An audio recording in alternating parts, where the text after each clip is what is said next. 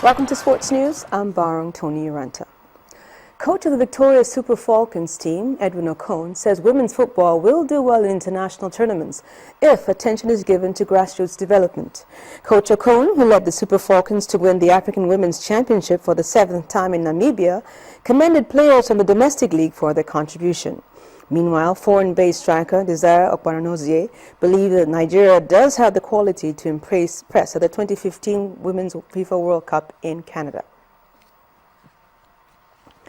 More tributes have continued to pour in for late South Africa captain Senzo Mayiwa, who was shot dead on Sunday by burglars as he tried to protect his celebrity girlfriend during a break-in. The World Football governing body, FIFA, while describing the news as shocking, appealed to the South African authorities to apprehend the perpetrators. Orlando Pirates chairman Irvin Khoza and South Africa national team coach Shakes Mashaba described his death as a shocking loss, not only to South Africa but also to the world. Meanwhile, police in South Africa confirmed that a special multidisciplinary task force has been deployed in an attempt to find the burglars. It is alleged that 2 suspects entered the house and confronted the occupants in the house, while a 3rd suspect was outside. A shot was fired. The goalkeeper was hit in the upper body and taken to hospital, where he was declared dead on arrival.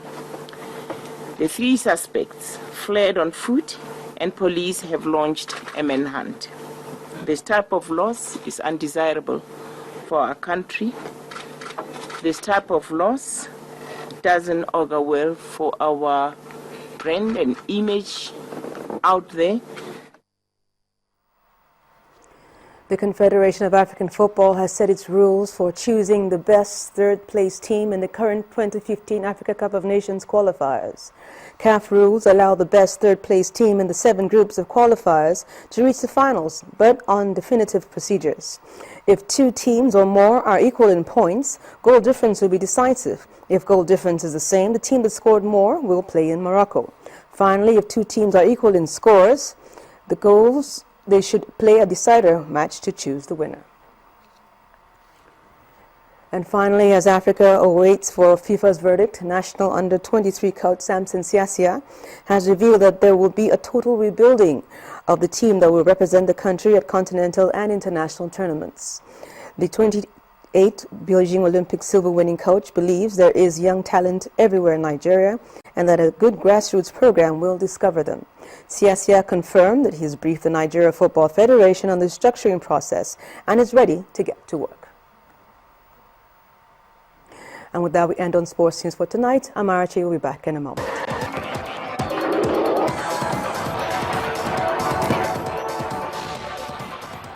Moving back to the courts for lawyers involved in the Oscar Pistorius trial, as prosecutors have determined to appeal the court's verdict.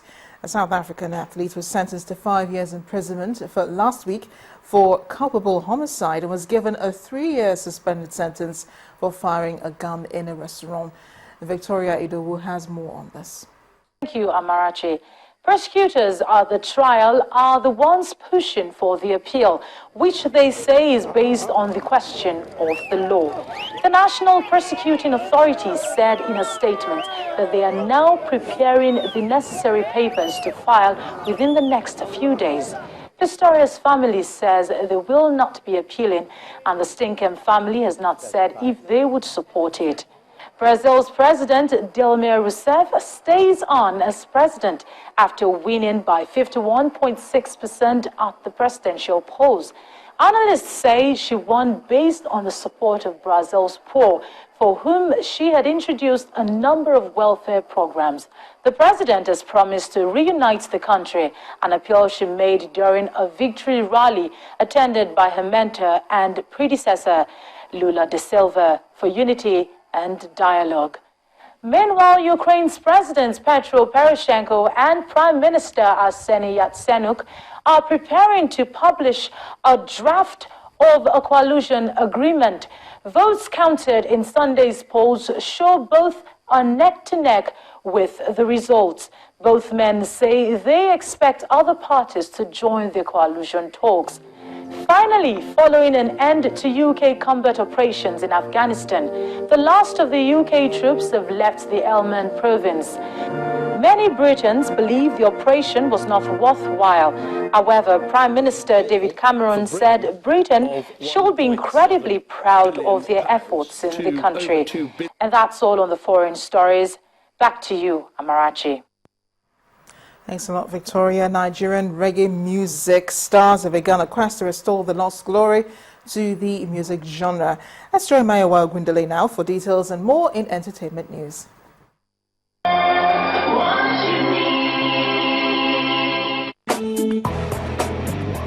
Here are the top stories on entertainment. Reggae musicians and reggae music enthusiasts gather around to profile ways to rejuvenate the music genre in the country. Convened by music professor from the University of Ilorin, Professor Austin Emelu, the Reggae Music Roundtable attracts reggae icons including Majek Fashek, Oritwiliki, Righteous Man, Black Rise, as well as younger reggae music hopefuls. When I was answering your question, is reggae still relevant? I say 100%. It's still very much relevant. But the style is in hip-hop. And so if you look at the culture of hip-hop and the culture of Rastafari movement, the difference is why one is very highly spiritual, okay, the other is not. Take me with you, Tamir. Yet to be premiered comedy 30 Days in Atlanta has been named the best film in the comedy category of the Golden Icons Academy Movie Awards Gamma 2014, which held over the weekend. I will slap you. Slap me now. The Nollywood meets Hollywood movie stars heavyweights including Richard Mofe-Damajo, Vivica Fox, and Ramsey Noah, amongst others. These hustlers, Visa Lottery, and a wish to the coveted Gamma statuette. Jazzy. 2 years after the controversial breakup of the Mohits record imprint, hip-hop music heavyweights D'banj and Don Jazzy will be reuniting for new music.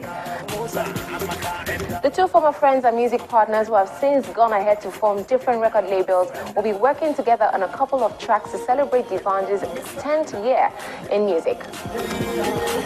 According to an insider, the track will be for a D'banj album which is expected to drop soon. It is, however, yet unclear if the album will receive any input from other former Mohits artists, including Wande Cole, The Prince, and Dr. Sid. Well, that's about it on entertainment. Let's head back for the main news.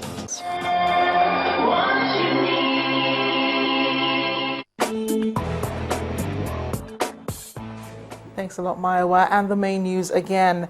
President Goodluck Jonathan has kicked against discriminatory checks and stigmatization of Nigerians by foreign countries over Ebola. The president bared his mind to the visiting foreign ministers of France and Germany and explained that he expects a change of attitude now that the WHO has certified the country Ebola-free.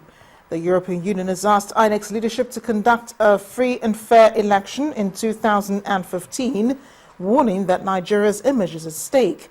Representatives of the Union also asked INEC assured INEC of the EU's support towards the conduct of credible polls. Brazilians have re-elected, that is, Dilma Rousseff as president for a second term. She's promised a more united country. That's the news at 10 tonight. Thank you for watching. I am Amarachi Ubani.